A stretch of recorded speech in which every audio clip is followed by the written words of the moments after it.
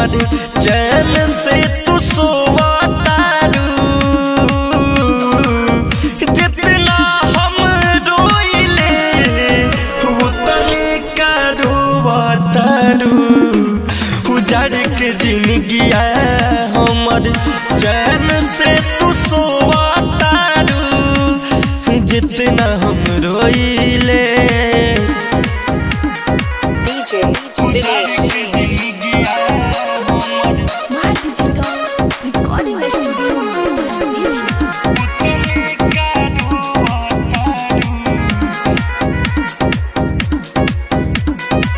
कैसन मिलल तोहफा हमारा ई प्यार में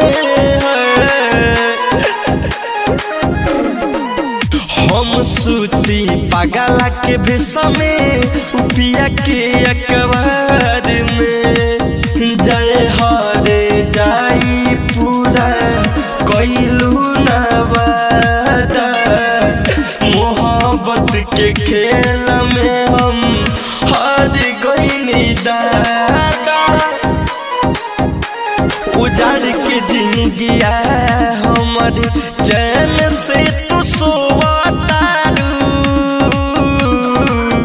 जितना हम रोइले उतने का रोवतारू। उजाड़ के जिंदगिया हमर चैन से तू सोवतारू। जितना हम रोइले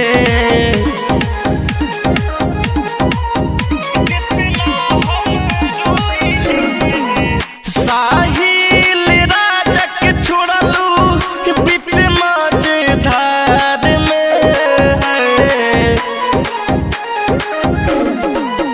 दूर काहे भइलू कमी का रहे प्यार में। टूटले दिल के हालत कैसे बताई।